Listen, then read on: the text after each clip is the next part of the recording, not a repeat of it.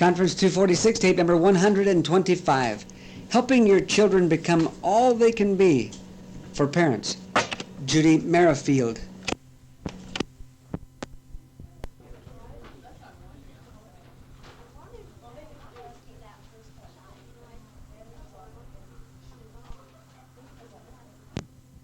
It's not what you're looking for. You can choose a different one. I'm going to be talking mostly about the intellectual development of children from about preschool through elementary age, and what you as parents can do to help that process. So if you're looking for something else for older kids, then you could go to some place where you won't be so crowded. Here. Let me start this afternoon by just giving you a very brief introduction to who I am and why I'm doing this. My name is Judy Merrifield. My husband, Dave, and I have been married for about 22 years. We have 3 children. I have a daughter that's a sophomore at Wheaton College, a daughter that's a senior at one of the local high schools, and a son in 8th grade. So we have one each in the junior high, high school, and college years at this moment in time. I taught school briefly in a regular classroom when we were first married, and then retired to raise my children for a number of years. And then as we began to think about college and how we were going to pay for it, decided it was time for me to think about going back to work. And so I went back, got a master's degree in gifted education from Sac State a couple years ago, and am now teaching in the gifted and talented program in Rio Linda School District. The way my program runs is set up, I see 30 different children a day, 5 days a week. It's an enrichment program. So I have 150 5th and 6th graders a week that I'm seeing. And then in the spring semester, I will see a comparable number of 3rd and 4th graders. So it's a lot of children. And there are some real advantages and disadvantages, but that's not the focus of this program. If you have questions about specific programs, I'd be happy to talk to you afterwards. What I'm going to try to do this afternoon is to take what has been in the past a 6 or 8 hour seminar and give you the highlights in about an hour. So we're going to move very quickly, and I'm not going to be able to go into detail like I would like to on some things, but I think you'll get a good overview of what I'm talking about. I'll remind you as we're going along, everything that is on an overhead you will get in a handout afterwards. So don't feel like you have to scribble it down real quickly. It'll be in a handout for you. Same thing for the infant period. I'm just going to barely talk about infancy, but I have a several-page handout about the infant period and things we can do as parents. So that I think is covered in that handout pretty adequately. Before I get into what we can do as parents, I think I'd like to start by giving you some background on why I think what we do makes a tremendous difference beyond just our practical knowledge that we know it does. When I went back to graduate school and began to do some research for some projects and things, I became very interested in the research facts that supported thoughts that I already had. And so much of the material that I'm going to use today when I talk about research studies and things all comes from secular research reports, things that you could find at any of the libraries in any research journals. And the reason I think that is important is I think we have to have a basic understanding of how the brain works to see why it is that what we do makes a difference. And this is going to be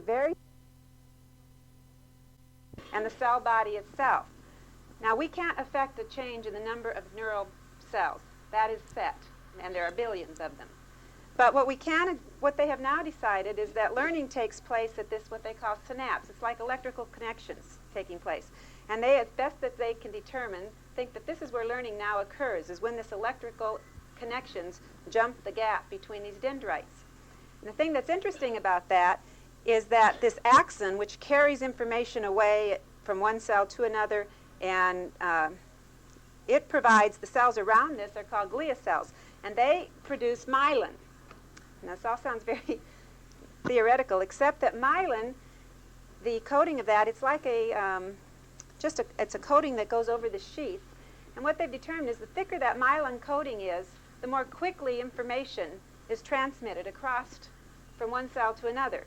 And research with rats and some of the things they've done seem to indicate that that has a lot to do with how much learning takes place, how quickly the information can be transmitted. And the thing that's interesting for us as parents is that what they have now found in research studies is that this production of myelin is heavily influenced by things like emotional closeness, by enriched environments, by feelings between children and those around them, and those factors most heavily influence this myelin production.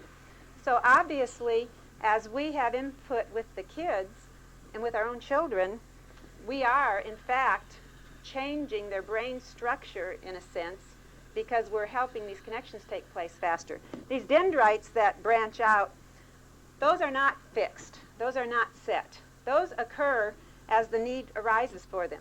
So if there's never any demand put on a child or any of our brains, then these connections don't take place. As the need appears, the connections appear, and more dendrites branch out, and more of these synaptic gaps occur. And so I think that's kind of important to understand why it is that we can really make a difference.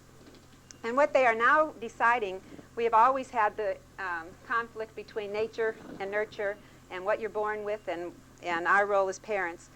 And nobody is going to settle that for sure. But what they are determining now through a lot of the studies is that it appears that all of us are born with an IQ range.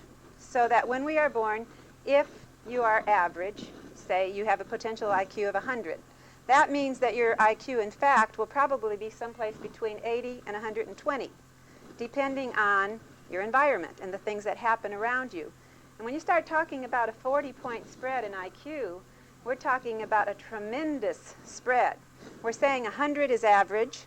If you go down 40 points the other way, 60 we're talking about as being retarded, educally retarded on that side. 140 we're talking about being gifted. So when we start talking about a 40-point spread in IQ, it is a tremendous spread that we're talking about. And so I think as parents, we have many things to be concerned about with our children, and certainly their intellectual functioning is not the whole ball game by any means, but it is a large part of the child, and it affects, of course, all of his parts of his development. So I think as parents, when we realize our role and what we can do, that it is imperative that we do the best job we can. I do want to say right at the very beginning that I don't mean to imply from anything I say that every child has the same potential, and that if you will all go home and apply these principles, every one of your children will be gifted. And that's why the title was Helping Your Child Become All He Can Become, because each child is different, but I do think that each child has that range and that potential, and we can help our own children achieve as best that that child can achieve. And I think that's important to remember. I did want to read, there's a new study out by the Department of Education that was published this year, 1986. It's free to anybody that writes for it. It's called What Works from the Department of Education. And what they have basically done is compiled research findings, and they have a research finding at the top, and then they have supporting studies. There's a bibliography that supports all of the findings and suggestions. In it, they have a section on the home. They have sections on school. They have sections on lots of things. But I think one of them that I thought was really interesting when I got this was in the home. It says in the research finding that parents are their children's first and most influential teachers. What parents do to help their children learn is more important to academic success than how well off the family is. And it goes on to talk about spending time with your children and some suggestions for what you can do. It also talks about the best way for parents to help their children become better readers is to read to them. There's a whole section in here on home-related topics. It's just Department of Education, Washington, D.C. 20208 is the zip. And it's free. They'll mail it to you. And again, that's a secular finding, but it supports what we already know. Whether or not you decide that you're going to be your child's first teacher is really immaterial, because you are. You are teaching them. It's just a matter of what you are teaching them. Burton White, who is a well-known researcher and has done a lot in preschool projects, directed a 10-year Harvard preschool project, started out looking at kindergarten and first grade children and trying to figure out what it was that made for what he called exceptional competence at the age of 6. And as he started studying these children, what he found is that he had to start backing up, that these factors that were present at 6 were present at 5 and present at 4 And pretty soon, he had backed all the way up and gone back, instead of into preschools, into homes. And he did an ongoing study for 10 years, going into homes of infants about 18 months of age and following them through, having his researchers spend some time with the parents in those homes. And he found that between the ages of 1 and 3, the things the child is learning tend to stick. Those factors tend to stay with them, so that what you see at the age of between 1 and 3 is what you also see at the age of 6. And I think with these things in mind, we as parents have to realize that we have an unparalleled opportunity to have a profound effect on our children, and that, in fact, we will have a profound effect on our children, whether or not we choose to. I do want to just briefly mention the infancy period. I think we have all heard a great deal about bonding and the birthing process and the prenatal, and I'm not going to talk about those things. We know they're important. But I do want to say that when your child is born, most of us as parents assume that that little child is very bright. And as they're handed to us, what I would like to point out is that that is a great assumption to make. Because, again, Benjamin Bloom, who is a well-known researcher, you've heard of Bloom's taxonomy, which is kind of the big word in education, he has found in a recent study, in fact it's been in the newspaper and things, that children become what their parents expect them to become in most cases. And therefore, when you get that little package, you assume the child is bright and you treat him accordingly, chances are he will turn out to be a fairly bright child. But many of us try to make value judgments without even realizing that we're doing it early on in their lives, and we start this comparative process and start weighing our children, perhaps too early. He believes that infants fail to learn not because they're not bright enough, but because they're not shown how to learn. That infants, for the most part, and we're talking about normal children, not ones that have severe handicaps, but for the most part, normal children have the capacity to learn a great deal. And with infants, another interesting fact is that 90% of all their social interaction takes place during routine activities. Things like changing the diapers, giving them baths, feeding them. 90% of all your interaction with them takes place during those times. You don't set aside an hour in the afternoon to decide that you're going to now stimulate your infant or talk to him. If you have any energy left after the routine things, chances are you're not going to do that anyway. But it's the 90% takes place during this time. And also, not surprisingly, they found out that the single most important environmental influence in the life of a child is the mother. Or, and you will, in all the current studies, read, or primary caretaker, because so many of the mothers are no longer in the home. He did, I think, point out an interesting thing with the primary caretaker, in that in order for that caretaker to have a really lasting and positive influence on the child, it needs to be somebody that has an ongoing interest in the child, not somebody whose interest is done at 5 o'clock. And of course that comes into play a lot as we begin to look at child care alternatives and things.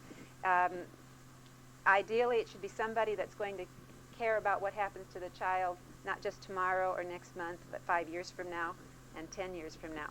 Obviously, most of the time those are relatives. It doesn't have to be, but most of the time it is. They also found that the period of 8 to 18 months of age is the most crucial period in the child's intellectual development. Now again, we know early on all the times are important, but this may be one of the crucial times. And what the child needs during this period of time is live language, not sitting in front of television and watching Sesame Street. All those things are good, but they need the interaction. They need the live language.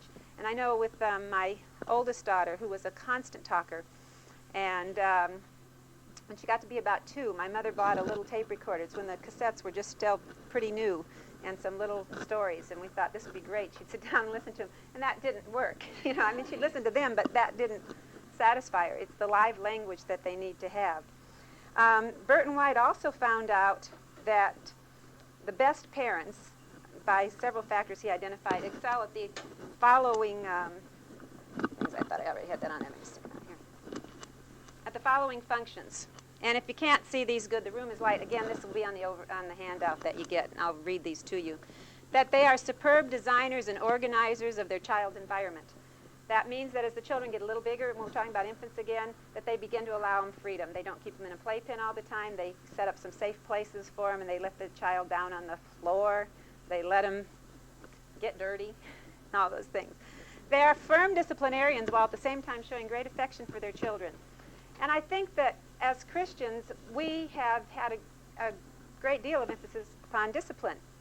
But as I was looking at all these different studies, I thought it was interesting that the secular world, when they start researching things, they find out a lot of these things are true.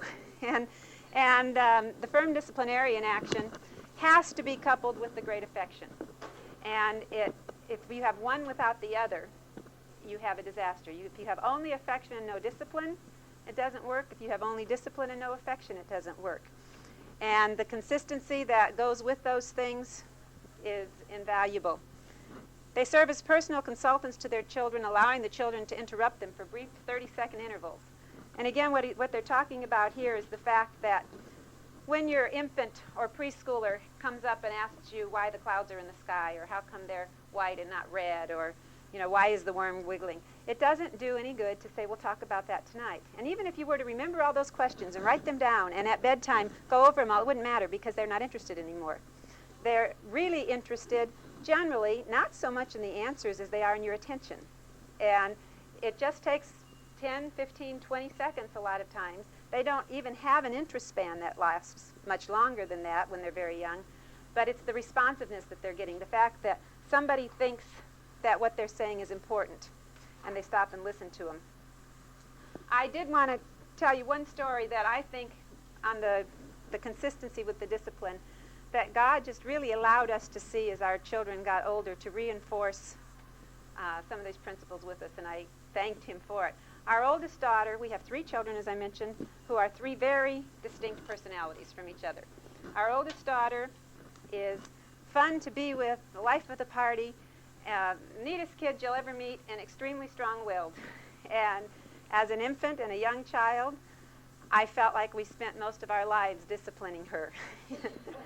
She has a younger sister, less than 2 years different, that is the most compliant, helpful child that you could hope to have. And so the two of them were a real contrast, and interesting in raising them that close together. But the oldest one, when they were young, my husband traveled a lot, and so a lot of the discipline was left on me. And I do remember when he came back from a trip, invariably, the first night back, he had to spank our oldest daughter. And we used to feel so badly about that. But it was as if she were testing the guidelines. I mean, even if I'm only talking, he's been gone a week. Are things still like they were? Can I do this that I couldn't do before? And so we spent a lot of time disciplining her. And there were times when I wondered, are we doing the right thing? Is it too much? And we went through the years, and we did fine. She got to be in junior high, and things were going fairly smoothly. We hadn't had any outbursts for quite a while, which we did have often when she was very young. Then we hit high school, and her freshman year, she came home one day and said that she wanted to go to homecoming. And for a variety of reasons, we told her that she couldn't go, at which she threw a fit, went in her room, slammed the door, and really we hadn't seen that kind of an outburst from her for a number of years. And I'm going, oh no, now here we go again. So she stayed mad the whole evening, went to sleep, didn't say a word to us, got up the next morning, grabbed something quick to eat, and left. And so I spent the day trying to evaluate what my reaction was going to be to this situation, how we were going to handle it. And I had decided that by the time she came home that I would go ahead and do things I usually do, but I would do nothing out of my way for her. I wouldn't take her places that she needed to go, that type of thing, as long as her attitude was like it was. So she walked in the door, and I'm waiting to see what's going to happen, and it's, hi, and I'm, hi. And everything was great, no problems, everything was super. I didn't say anything. So that night, the phone rang. I was upstairs in my bedroom. It was for her, so she came in my room, and I was working in there. And she was talking to her friend, and I heard her say, well, I figured it wouldn't do any good anyway. And she hung up the phone, and I said, Beth, what was that conversation about? She said, well, when I went to school this morning, and I told my friends that you weren't going to let me go to homecoming, they said that what I should do is I shouldn't talk to you guys for 3 weeks, because that's how long it was to homecoming. She said they figured that it wasn't going to make any difference. You were not going to let me go this time, but if I made life miserable enough for you for 3 weeks, that next time you'd let me have my way. She said, so I thought about that all day. She said, and by the time I got to about 5th period, I decided it had never worked before. It wasn't going to work now. So why make life miserable? We might as well go on living. And that was the end of it. And I mean, that was really our last major clash with her. We had lots of the teenage things you go through, but I said, thank you, God, for showing, because had it worked when she was 3 and 4 and 5, and 50% of the time we had given in, it would have been horrible by the time she got to high school, because she would have held out for 3 or 4 weeks at the time, and in the hopes that it would work. And so I just really felt that God gave us that little incident to kind of reinforce what we'd done and let us know that it was worth it. And I would encourage all of you that still have the little ones down here to remember that if you want to have some good teenage years, you better stay with it when they're little, because that's where all the foundation work is done. And I think that, like I said, with our one daughter, she's a very insightful girl. She says things to us like, aren't you glad you had me when I was young, when you had enough energy to deal with me? Things like that. And I said yes. And I feel like God usually gives us a balance. It's nice that, and I have a friend that says, but not always, because she has all of hers that are the strong-willed type. In our case, I feel like it's nice that God has given us a balance with the 3 kids and 3 completely different personality types. If I only had to raise our middle child, our daughter, I would think I had done a wonderful job. That we must be great kids, because she's the kind of a child that I feel like anybody could have raised just about. She was, born mature and things. So fortunately, God gives us all different kinds of children to keep us close to Him and depending on Him. I do want to skip into preschool and tell you that the ages from about the ages of 2 to 4, I keep pointing this thing up, it keeps falling down, are the optimum times for learning and expanding language. This is the time when you're going to kindle an excitement for learning. And this is the age when kids are going to all be naturally curious and creative.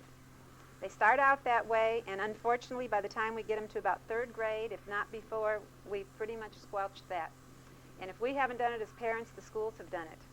And so the children that started out creative and trying all these things no longer venture forth into those areas.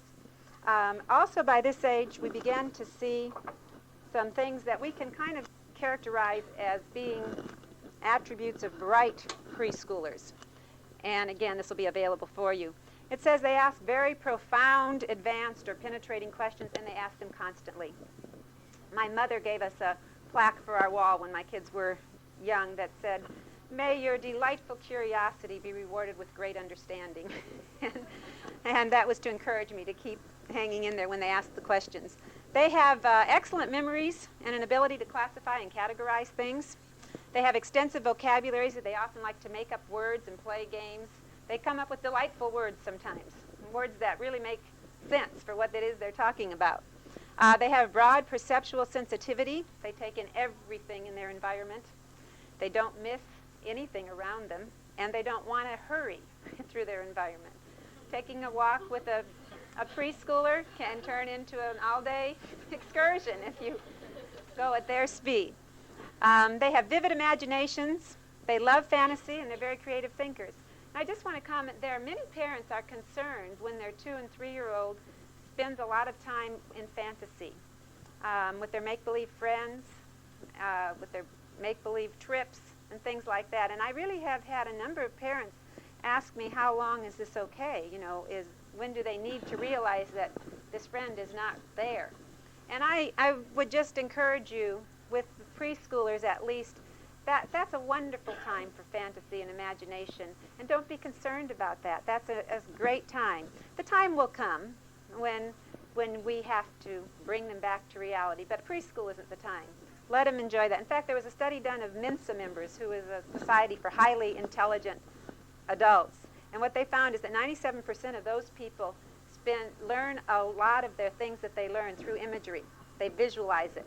And a lot of times that is a carryover from this imagination and the creative thinking. They are becoming divergent thinkers. They may come up with several very unusual ways of creating a new object or solving a problem. As parents, we don't always like the many unusual and creative ways they come up with. But we need to encourage the divergent thinking. Divergent just means lots of different solutions, lots of different ways of thinking about things. As they get into school, what we tend to focus on is convergent thinking, where we want one right answer. When they take a test, generally you're looking for an answer, one right answer. And there certainly are places we have to do convergent thinking. I mean, if you're going to do math, you can't be too divergent in your answers. 5 and 4 is going to be 9. And so in those areas where we don't need to be convergent, let's be divergent and encourage that kind of thinking, because they will soon get that channeled. And one thing, when I first started working in the program I am in with the bright kids and presented some activities to them that called for a variety of answers, they were really uneasy with that. These kids in my program are basically identified on the basis of achievement tests, and they wanted the right answer. They didn't like this fact that I'm going, hey, there's lots of answers, what do you think, and what do you think, and well, why did you think that? They wanted to know which one was it I was looking for, which was the right answer.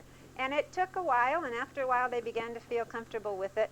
But so we need to encourage that divergency. They have a sense of humor and often laugh at things that other people don't even think are funny. They are often easily frustrated. Their fine motor coordination and manual dexterity are often not advanced as their cognition. If you have a bright preschooler, or even an average preschooler, you're going to be aware of the fact that oftentimes they know up here what they want to do, but their little hands just won't do it yet. And so what ends up happening is crayons get thrown or papers get ripped because they are frustrated because they can't make it do what they want it to do. And I think that's particularly true when we start talking about brighter children, because they really have a good idea in their mind what it should look like. And again, this point came home to me with our son one day when I was encouraging him to draw some pictures, and he was saying, what should I draw? And I said, well, why don't you draw a picture of a horse? And he was maybe 2 at the time, 2.5, 3, right in that area. And I didn't pay much attention to what he was doing. And pretty soon, I overheard him talking to his sister. His next sister's 3.5 years older than him. And he was asking her to draw a picture of a horse for him. And I said, Billy, I thought you were going to draw a picture of a horse. How come you're having Laura draw a picture of a horse? He said, because she can make it look like a horse looks. And he knew in his head what he wanted that horse to look like, but he couldn't do it. And he knew that she could. And so we had to work on the fact that I just wanted to see what you could do. I'm not interested in what your sister can do. She's older. We've spent a lot of time struggling with that age span that you can't do anything about. They often have high energy levels and require less sleep than other children. And if you have one like that, it doesn't make you very happy as a parent. They demonstrate interest of more mature children and may have a longer concentration span. While their attention spans are short in most areas, they may find something that they focus in on, and they can literally spend an hour doing it, sitting there, whether it happens to be Legos or whatever. Once they focus in on that, the world could fall down around them, and they wouldn't pay attention to it. So those are some characteristics of the preschoolers at this stage.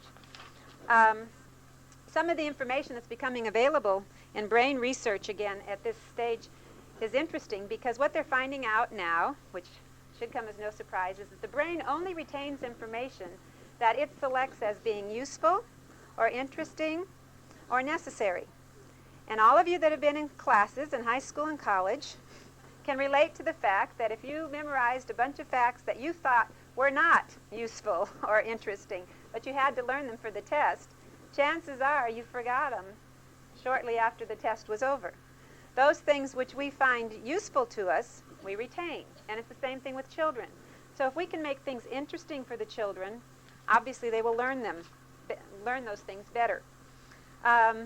Another study that was recently done has found that the amount of time that parents spend playing with their preschool children is directly related to an increase in their verbal intelligence scores.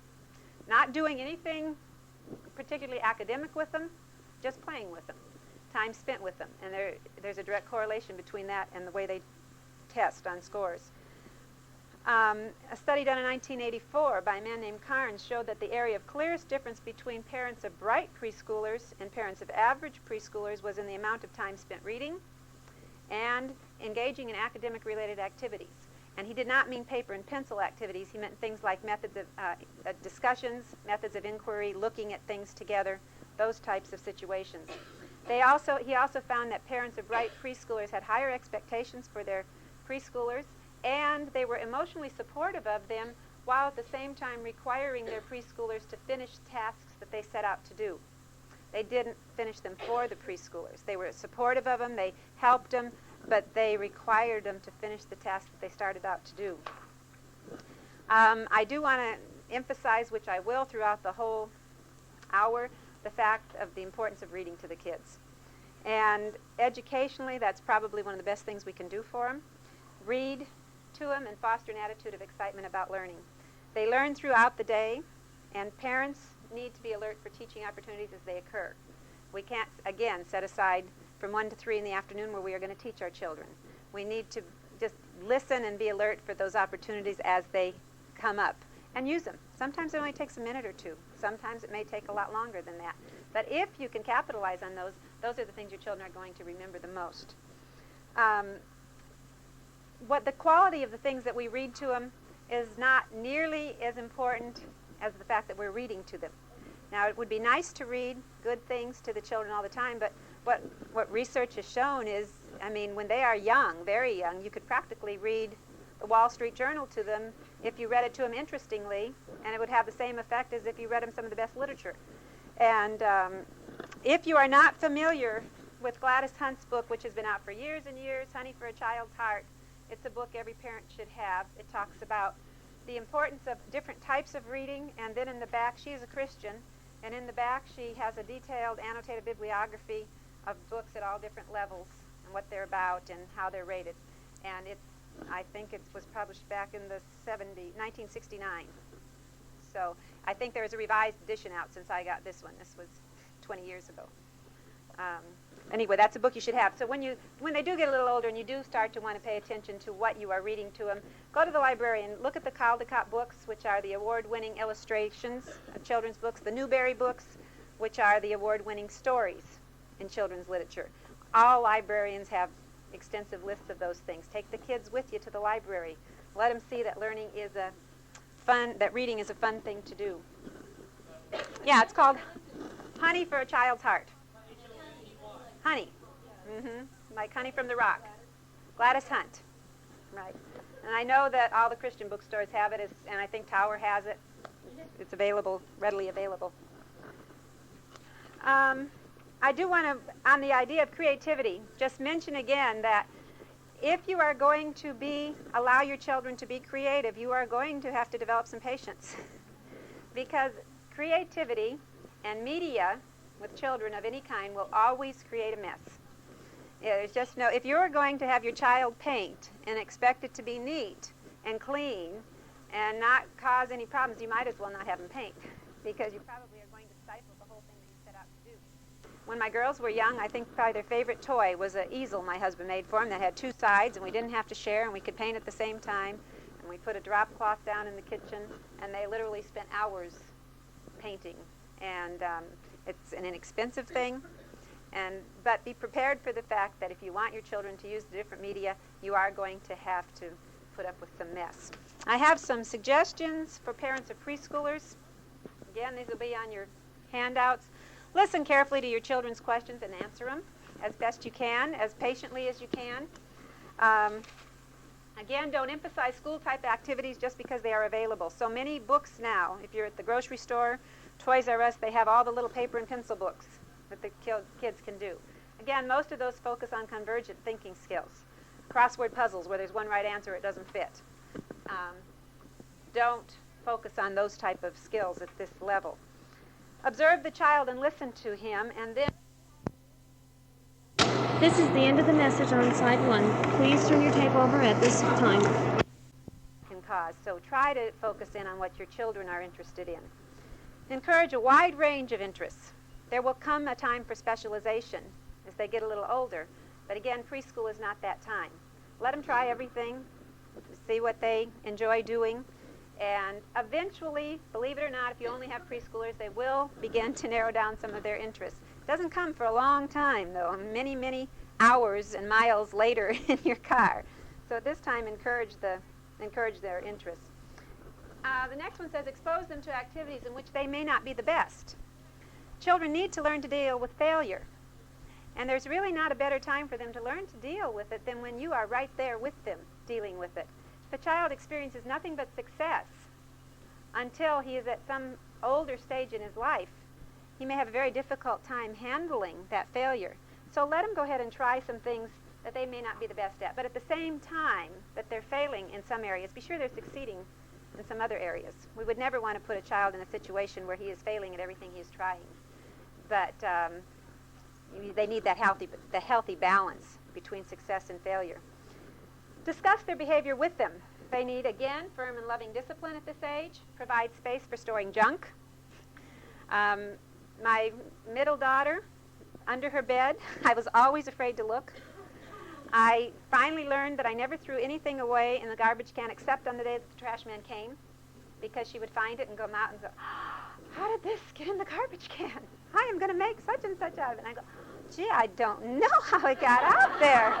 You know? And then I finally, with her, did hit on a plan where I put things up on a shelf for about 3 months. And I figured if she hadn't asked for them in 3 months, then I could probably get rid of them. Not always. Sometimes 6 months later she wanted them. But they will collect junk. So you might as well find a place that you can keep it. Select toys that interest them. Again, you need toys that they can do, not that do for them. They still, with all the wonderful things that are out today, most children enjoy the things where they can use their creativity and make the toys do things for them. When my son was young, it was the adventure people that he spent hours with, because he could make stories up, and he would literally lay on his back, and you could see that he was a million miles away with these stories going on. Most of the little girls still like the dolls. I think that's one of the Cabbage Patch things they like, is they don't do anything. They're just dolls that you can dress and play with. They don't talk and walk and all those other things. Read to them at every opportunity and talk to them constantly. Again, the readiness to read is much more important than the actual process of reading. Parents have asked me, and I hear them ask all the time, my child seems ready to read. Should I teach them to read before they go to kindergarten? My own personal feelings on it are that if your child is ready to read and you've done all those readiness things, I wouldn't worry about teaching them to read. Some of them will teach themselves to read anyway. But in the cases of my own children and others that I'm familiar with, if they are ready to read, the minute it is introduced to them, they will pick it up so quickly and accelerate so fast that I'm not sure a lot is gained by spending a lot of effort in trying to teach them the mechanics of reading. There are some children that whether you teach them the mechanics of reading or not, they will simply teach themselves how to read and be reading before they go to school, and that's fine. But I just don't think we should be spending a lot of our energy in trying to teach them the mechanics of reading when they're young. Again, take them with you whenever it's practical. We all need time alone without the children, but when it is practical, to take them with you to the grocery store, to take them with you as you're doing errands. Again, the more exposure they have to their environment and the things around them, the more things they will learn. Turn that off for a while. Then I think that the one thing I really think is important, and when I guess this became I became really acutely aware of this when I went back to graduate school. And in all the different classes, they were talking about how we should value children. And I felt like, of course, this is a major area of emphasis. But I felt like we as Christians had so much more of a basis to value our children than do people that are not Christians. Because, you see, we know that the God who made the whole universe made each of those children just like he wanted them. And we can communicate that to those kids, that he has a plan for our lives, and that the God who is the creator of this whole universe loves us and values us. And if he loves our children and values them, how much more so should we also love them and value them? And I felt like we have that basis for valuation that people that aren't Christians don't have. And it's important to value your children, and many people that aren't Christians do, and I don't mean to imply that they don't, but I just feel like we have a strong, solid foundation upon which to build that value. And the self-esteem, the whole issue of self-esteem is just so important that, and I'll come back to it a little later as we talk about the elementary age, but we need to make our children as preschoolers feel loved and valued for who they are. Simply that, nothing else, not for what they did, not for what they accomplished, but simply for who they are. And I think that when we can build that into them, starting when they're infants and concentrating on it at every stage of development, we do our children a very valuable service. And then as we send them off to school, I think that even though we know good and well that schools only take up 5 or 6 hours a day. Many of us feel like now it's up to the school to teach them. And we really have to remember that while they're in school 5 or 6 hours a day, we as parents have them for 18 or 19 other hours a day. And their minds certainly don't shut off when they leave school. And if you're not familiar with Cliff Schimmel, he is a professor at Wheaton College that has written a couple of books, First 3 Years of School, How to Help Your Child Survive and Thrive in Public School, that are excellent books. They're very, very readable and written in layman's terms. They're big print. You can get through them quickly. I feel like they're just outstanding books. I wanted to read you a quote of his. He says, "Let's face reality.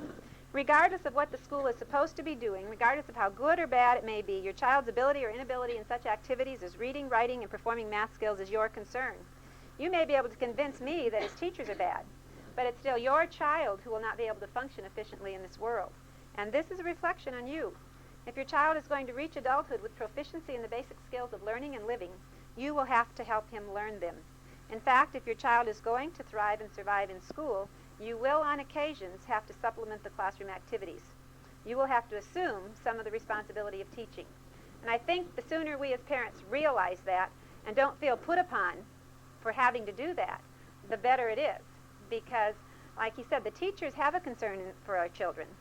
I really think that 99% of the teachers are seeking the best possible answers for your individual children's problems.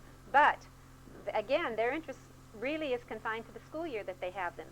And we are looking at the long term and what the child will become as he reaches adulthood.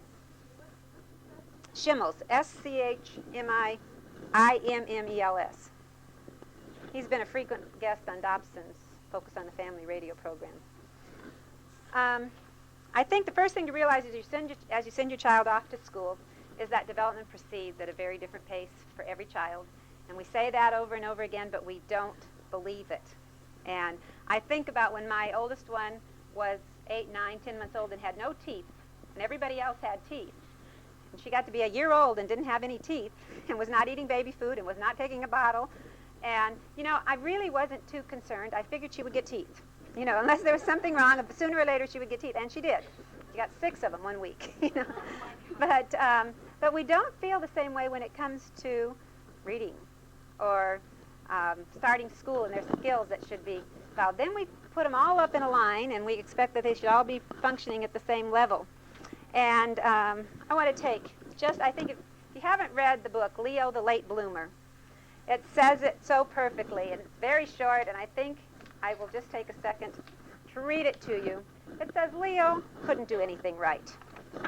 He couldn't read, and you see all the other elephants and animals could.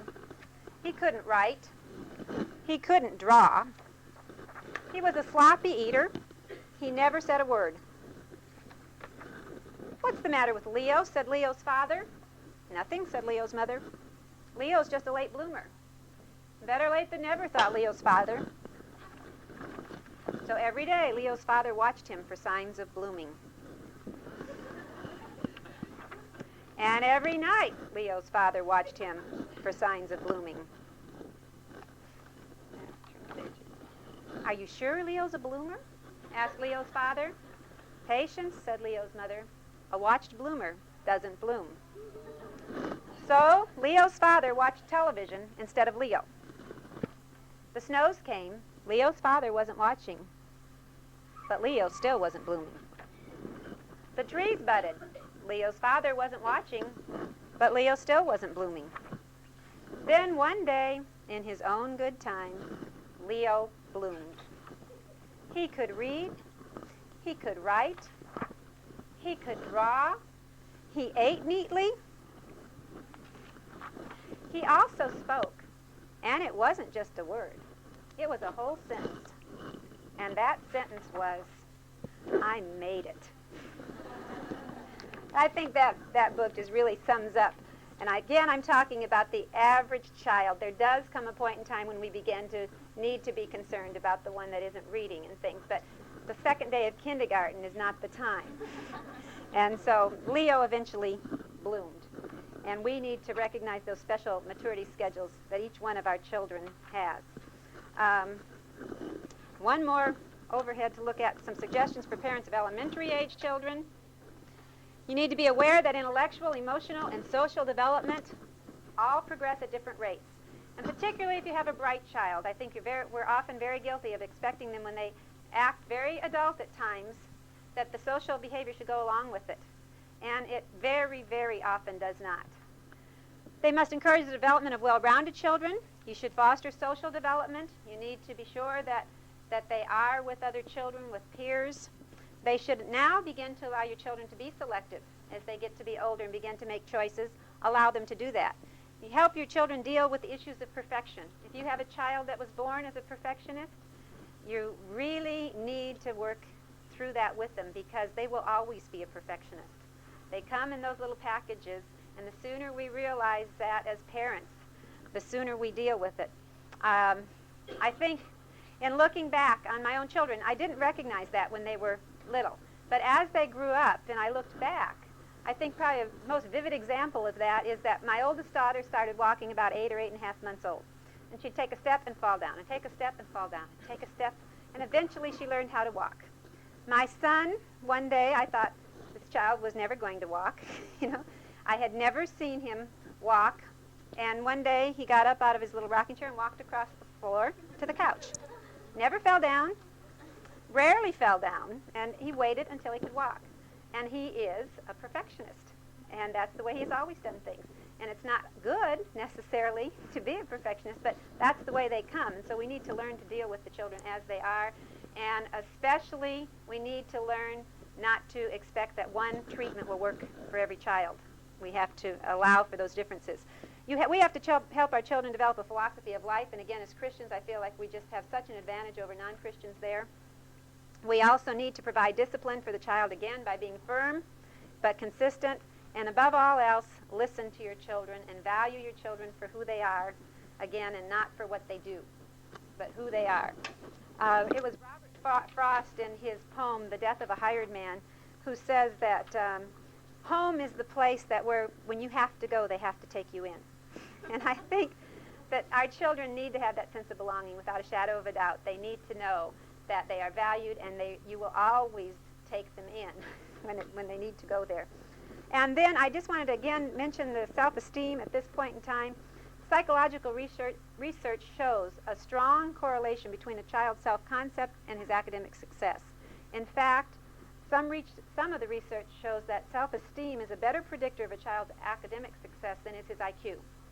How the child feels about himself will often have much more of a drastic influence than how smart he potentially is. In a study done by a professor at Davis of 1,800 middle-class children, he found that 3 important characteristics which distinguished children with the highest self-esteem was that they were more loved and appreciated at home, they had parents who set firm guidelines, and their homes were characterized by democracy and openness. And since, a child's environment does not give him positive input most of the time, we all know that children can be among the cruelest of creatures. We as parents need to be particularly careful to give them that positive input. And I think, again, every child comes as their own package, and for some children, that self-confidence comes naturally. For other children, it's a painful process that we have to go through with them. And again, I think a story with my son, when he was probably first grade, he came downstairs one morning, and I was the only one up at the time, and he came over and sat on my lap, and I was saying to him, I said, Billy, do you know you are really special? He said, not really. And I said, well, God made you just the way he wants you to be, and he loves you, and I love you. He says, yeah, but you two don't really count, because he made me and you're my mother. You both have to love me. And I think, and I think for some of the kids, it is an uphill struggle for their whole being. My advice to parents is to try to find something your child can succeed in. It does not have to be a major thing. If they are not academically oriented, don't try to make them succeed in academics. Try to find, they need to do okay, we know that. But if that child is never going to really be outstanding in academics, find something that he can do well and encourage him in that so that he begins to feel good about himself. My son's case, it turned out to be one swimming stroke. He was on a swim team, and as were his sisters, and he was a very average swimmer as a 6 and 7-year-old.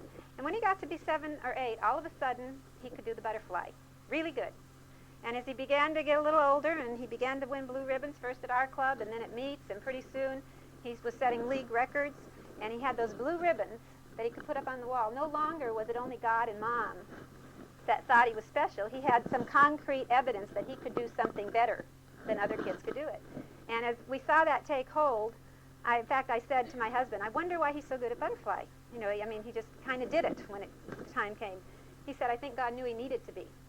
And we began to see it spill over into other areas of his life, and his confidence grew in other areas as the swimming stroke got better. Now, he still struggles with self-confidence as an 8th grader. I don't think there's a junior higher alive that doesn't at some point in time.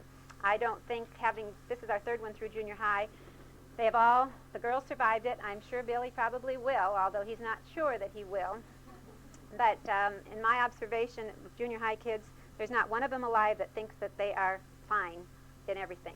If you have a junior higher and you ask him if he's happy with his body like it is, chances are there's something about him or herself that he doesn't like. In fact, I did this with a friend of mine the other day. Her daughter walked up. We were talking about that, and I said, Heather, I said, are you really happy with your whole body like it is? And she said, no. And her mother looked at her. She said, well, she said, I don't like my eyes. And her mother said, what? She'd never heard that said before. So I think we really need to help them out there. We also need to give them responsibility. That will help with their self-worth. As they do a job and they do it well, and we expect it to be done well, that will encourage their self-confidence and their growth.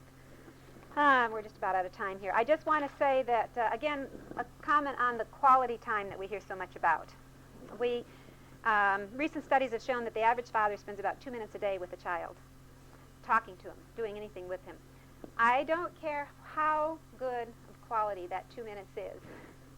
It is not enough time. And I think that we have almost fallen prey to this cop-out phrase of quality time, and that we need quantity time as well as we do quality time. It's very difficult to be responsive for 30-second intervals if you're not there. It's very difficult to make the child feel responded to if you're not there to respond when he needs the response. And so I think it's imperative that we talk to them when we can and at their leisure, at their direction.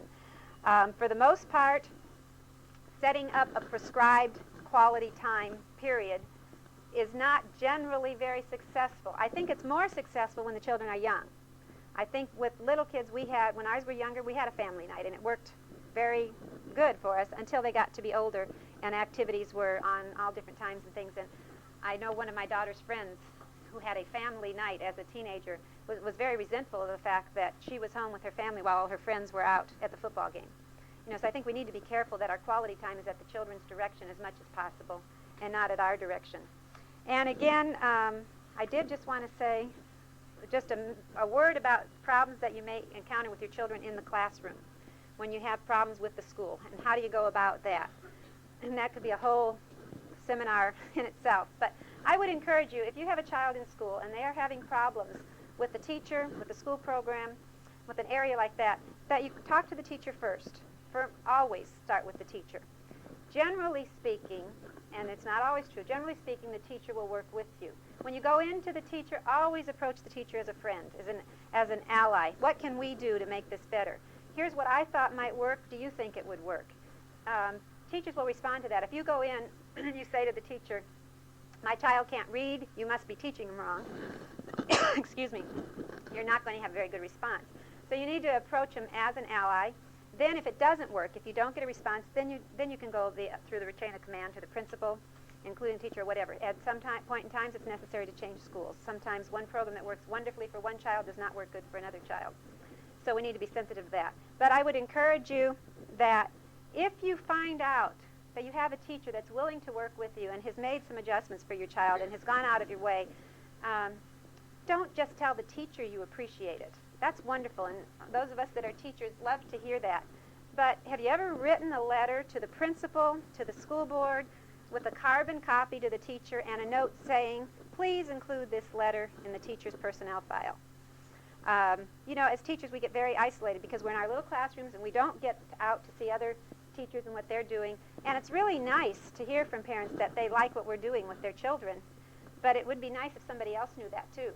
And I wrote a letter for a teacher a couple of years ago, And the teacher called me, sent a carbon copy to the teacher and a copy to the principal and the school board, and said, you know, in all my years of teaching, it's the first time that's ever happened that I know of.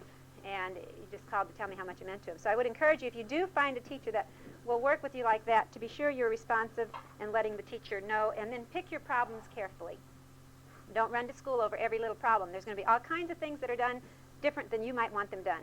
But pick the issues carefully. And when it is an issue that is really important, then pursue it relentlessly, but be sure it's an issue that's important. Probably with my 3 children, I've probably been to school maybe 6 times over problem areas, and because they were things that I felt like needed to be dealt with. But if you go, it's like Little Boy That Cried Wolf. If you go over every problem, you won't get much of a response. They'll just say, oh, here comes Mrs. Jones again. So pick your issues carefully and then pursue them relentlessly. And I want to close with one short statement from his book that says, your child's family plays a key role in his intellectual, his spiritual, and his emotional growth. When you evaluate your child's progress, remember you are evaluating the effectiveness of his family. And so I think it's inherent on all of us that are parents that we give it the best shot we have. The results are going to last a lifetime. And even though we all get tired at times, I think that there's probably not a parent around who is older, whose children are grown, that they would all encourage us that it is worth it in the long run. So I would just encourage you to stick with it and give it all you have. Thank you very much.